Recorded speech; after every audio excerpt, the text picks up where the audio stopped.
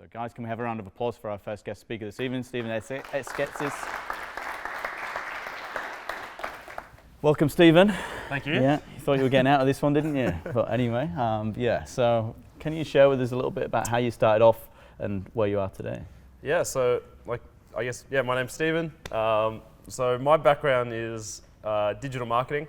I've got a few different companies, and we run one of them is where we run monthly digital marketing events.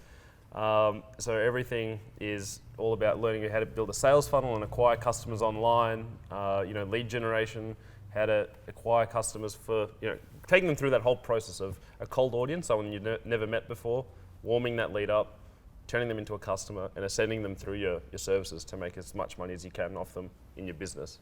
So that's my background. I've worked, like you said, with the app. So that was straight out of high school. I built this app, help people get into nightclubs, and that was kind of my first business idea.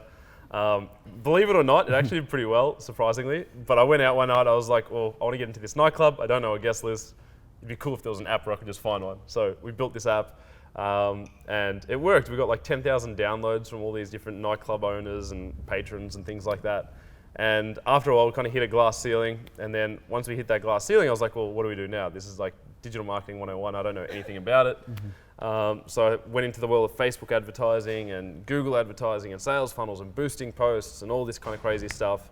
And that's how I ended up in digital marketing world. And I ended up liking that a lot more than the app world. So I stayed in it and became head of content marketing for a company called ClickFunnels for a few years, while doing a lot of consulting at the same time, and now building a lot of our own marketing funnels and helping lead generation for businesses around Australia as well. So cool. Bit of a mix. Yeah. So obviously with the app as well, and so we'll just stick on that for a little bit. You had that. Obviously, you're going through a few challenges maybe at the time, and obviously trying to figure things out. Can you give us a bit of an insight as to some of those hurdles that you came across in those early days? So with the mobile app, especially, like I had no idea what I was doing. So if anyone's going into marketing or starting a business, most likely it's pretty overwhelming. You don't understand, how to spend your money effectively. You put your money into like a Facebook ad or something like that, and you just see the ad spend go up, and you don't see any results. You don't see people actually buying. So for me, the biggest hurdle was actually understanding how do I get someone to become a paying customer on my platform or for my service before interacting with them. How do I get someone who I've never met before to actually give them my money, give them me money, have them give me money. Third time lucky, I know it's a tongue twister. But yeah, so that was the biggest hurdle for me. And I guess to figure that out, I realized that, there's two things there. So it's sales and marketing. And I think a lot of people confuse the two, because sales is face-to-face closing a sale. So actually taking someone through the process of, you're a qualified customer, now let me sell you something. Whereas marketing is the process of warming someone all the way up to your offer, and then they're actually already sold because they've seen all the messaging that leads them to your offer before you even got there. So I thought that was really fascinating, because it's a lot of a less pushy approach. Most people think sales is a lot more pushy. And I thought, if I can do this at scale, then there's a huge opportunity here for any business I want to build. It doesn't have to be an app. It can be a website. It could be a service-based company like a removalist company. It could be anything you want. If you understand the mechanics behind marketing, then you can go into a business and blow it up at will. So for me, that was kind of the biggest hurdle, and that's how I went about solving it, is just looking around what is marketing, diving deeper and deeper in. And then I realized that to get that actual understanding, the process is called a sales funnel. So it's actually putting someone through the top of this funnel, teaching them about your product, warming them up, and then eventually they become a customer, and then breaking that down. So that's what I ended up going in and learning. And then obviously when you had the app, and obviously you knew that type of customer well. You were a high school student, you were going out to clubs. So how important is it to understand what the customer is before you're obviously targeting them, and how do people kind of understand their potential customers? It's super important. I mean, the most important thing is if you don't understand your customer, who they are, and not just like male or female, 30 years old, but what are their main frustrations? What are their desires? You got to speak to, what they're looking for. So you kind of got to get inside their head a little bit, and that's the really important part. So number one is figuring out what they're thinking kind of on an emotional level. So if you're, let's say, with the app, when we're finding people, this is people who are standing in line, cold, frustrated, they just want to get in, they want to have fun with their friends, they want to drink. So when you're writing the content around your ads, you've got to kind of appeal to that process. So, when you're writing this copy, so copywriting is essentially writing persuasive content to get someone to take an action. So when you're writing all this copy, you got to start thinking to yourself, all right, this person's thinking this through their head right now. So when you're writing a Facebook ad, for example, and you want to start targeting these people, then you've got to replay that story to them. So when they read that, they're like, holy crap, like this person's like reading my mind. They know what I feel like, this is me, it sticks out to them. So you've really got to get inside the head of your customer because it's just so important if you actually want to get them to take that action. I think a lot of people don't do enough research before working with a customer, that they just assume they know who their customer is, and that's really dangerous. So a really good way to do that is surveying customers, leveraging data to find out what they're actually interested in before you start all the advertising. Yeah. So some of the clients that you're working with today, is it your main role to understand those customers' needs before you start working with them, or how does it work for you now?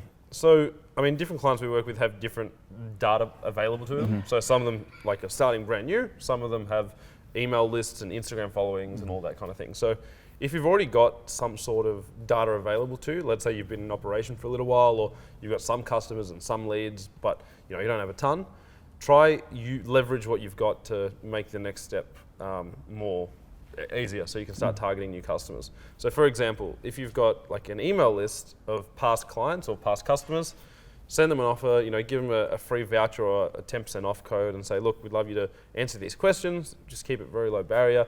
What's the number one challenge you're facing right now in your business or in your swimming lessons or in whatever the product is?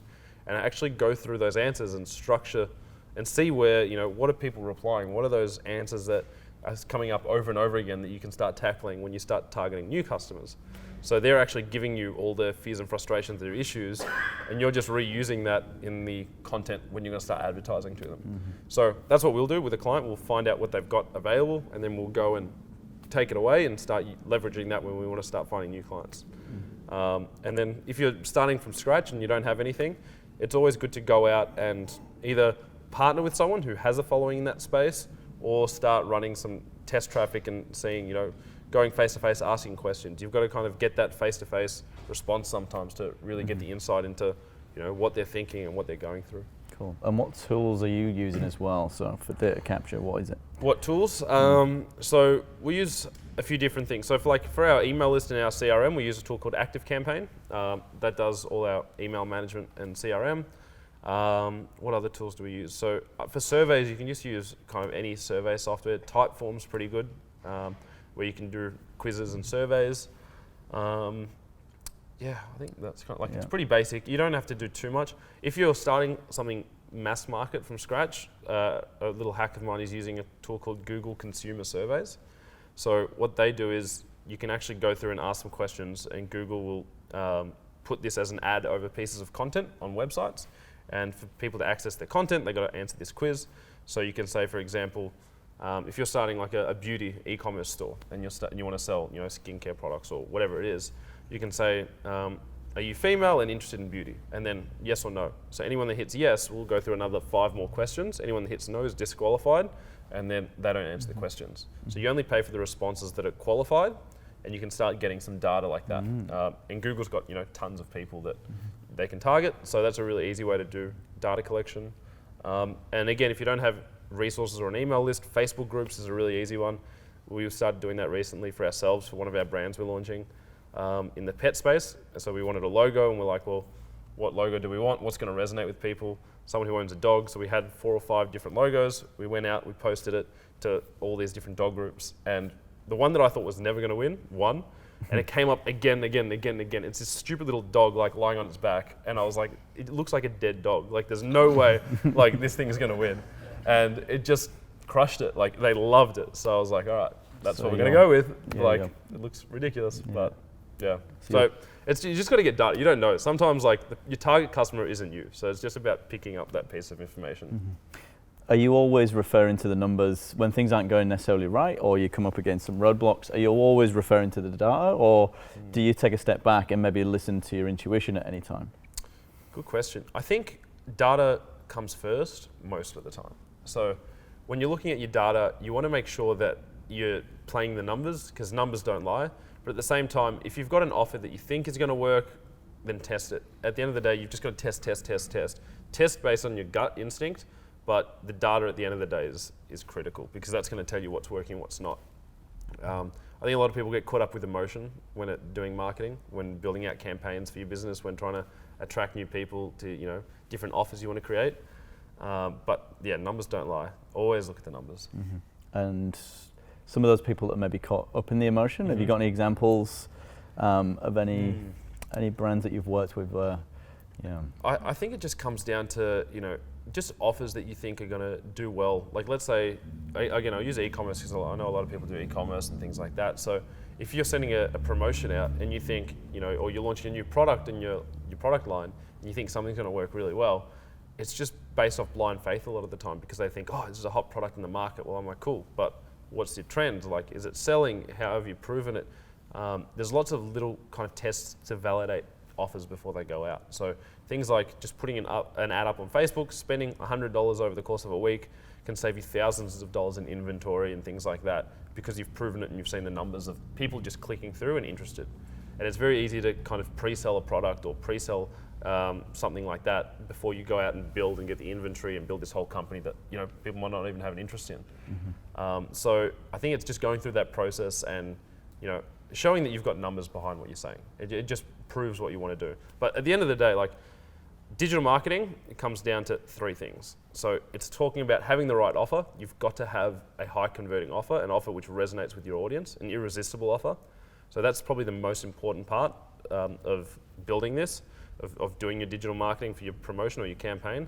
The next is your target customer. You've got to make sure you're crystal clear about who your target customer is and how you're going to reach them and where they are. If you don't know who they are, you might have the best offer, but if you're targeting the wrong people, they're not going to respond.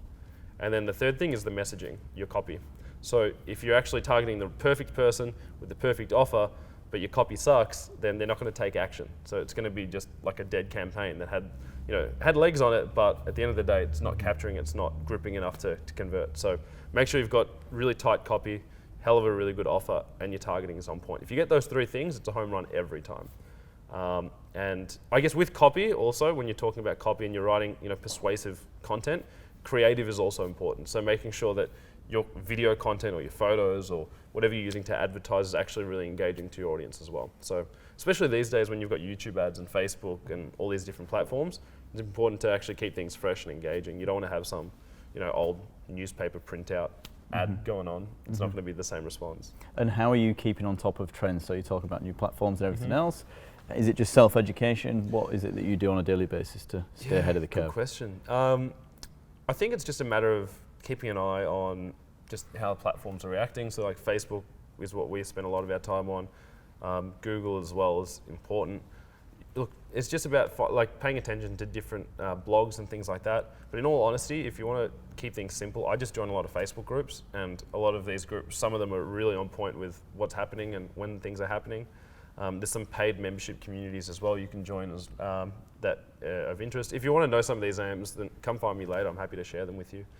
But essentially, it's just about being in the right places that are providing these updates and are going through everything. So that's where I'd kind of start. That's cool. So obviously you run the talks yourself and you have the meetups and things like that. So can you shed a little bit of light on kind of, what happens there? Yeah. And how it assists you? Yeah, so basically we do a monthly event on a different digital marketing topic. So we've actually got one right here at MYOB next Monday on SEO. So we basically bring in experts to talk about different points of digital marketing, because there's tons of different channels, as you can imagine. There's SEO, there's Facebook, there's Google, there's LinkedIn, there's Instagram influencers, there's tons of different things you can do that can work. And it's different for B2B and B2C and all these different opportunities. So we just host events, and then we've also got a conference happening in March next year. So that's just an annual conference. We're going to be doing our first one at the Melbourne Exhibition Building, and bring a whole bunch of speakers for 2 days. So it really was, the goal is just to build a community. We realise that there's not a huge digital marketing community here in Australia.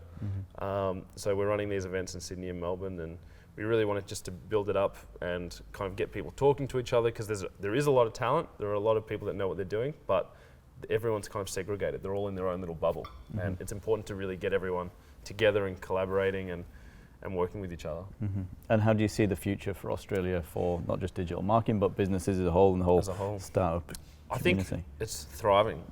Honestly, every single time I speak to someone who's in business, online, offline, brick and mortar, whatever it might be, I just see it as a huge opportunity where people, right now it's easier and cheaper than ever to start a business.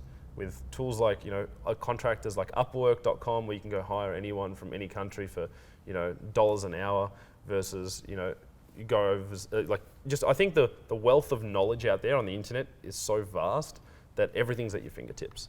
There really is no excuse not to be able to start a business and just keep plugging away and grinding through it, because there's so many free events, there's so much free content, there's so many blog articles, there's so many, different pieces of information out there that you can go and learn from.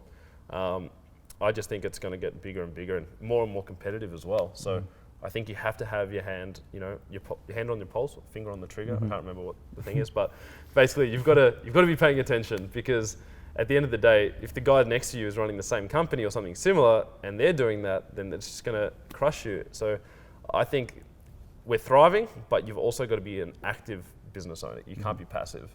I think the days of having a passive business, and if you're in a startup and you want to just do the minimal work, you're going to very quickly find out there's a lot more to it if you really want to scale something quite large. You talk quite a bit about scale. Do you feel as though people should be always thinking globally, or what's your take on? Depends on the business and depends on your goals. I think everyone's different. When it comes to building a business, you've got to find what you want. Do you want a $100,000 a year business that you only want to spend a few hours a week on, or it might even still be between 20-30 hours a week on? But do you want something which is a small team? Do you want to manage a big team? Do you want to do something international or just national or just local? There's totally different options. I think it's really up to you as the person in terms of what you want to do. I've worked with people that have just one location and want to just scale that up, and they want to have a really good product, and that's it. Others have franchises, others have just online websites so they can just work from their laptop and go on holidays and be free like that. Others don't. So you've really got to be crystal clear about what type of business you want, because that's going to influence not just your thoughts, but your team members as well. Because if they're not on the same page with you, then that's going to lead down the wrong track in terms of what kind of a business you're building. I was actually talking with someone before about the culture aspect of building a business, and I think culture is so important in terms of, like exactly what you're saying. Do you want a global brand or something local? It's not. You've got to make sure you instill that into your company, into the company culture. You can catch our culture talk from the week before online on YouTube. But anyway, what does the future hold for you? So what are you thinking down the line? Yeah, so I'm involved in a bunch of projects, but obviously the conference is a really big thing right now. So we're about to open up tickets to that next week. So that's going to be a big kind of an event we want to keep growing for years to come. But otherwise, I think for me personally, we're working in a lot of lead generation spaces. So online lead generation for different service-based businesses, and I've got another company where we build media properties, so big content websites, thinking like health.com or a lot of those where it's just content. So I run a couple of those websites, and we just see the potential there is really big. A lot of companies who are, for example, the dog one that we're starting at the moment, talking about targeting pet owners and giving them information about how to be a better dog owner, and we're bringing experts in to help them with that. We're seeing companies who, like all these pet food companies and all these dog walking companies and all these supplemental products that linking to that industry are really looking to partner with these authorities and people who are providing value first rather than just the product. So I think if you can provide value in your business, no matter what it is, just content in whatever form it is, whether it's video, blog content, podcast, whatever that medium is for your audience, that's going to really capture their attention. And that's how you're going to, again, build the brand and actually get perceived. So before people come up to you, like we were talking before, with marketing, this is all about first impressions. Before people actually get to the sales page or to the salesperson on the phone, you want them pre-sold. You don't want to be doing the sales. That's what the marketing's there for. The selling happens at that time. So I think providing all that content up front, and that way by the time they hear about you and work with you, they're already pre-sold in their head. So I think content's just going to get more and more important. Content is king. Content is king. Okay. Last question before we wrap it up for the interval. But if you could go back in time and tell yourself one thing, one bit of advice, what would it be?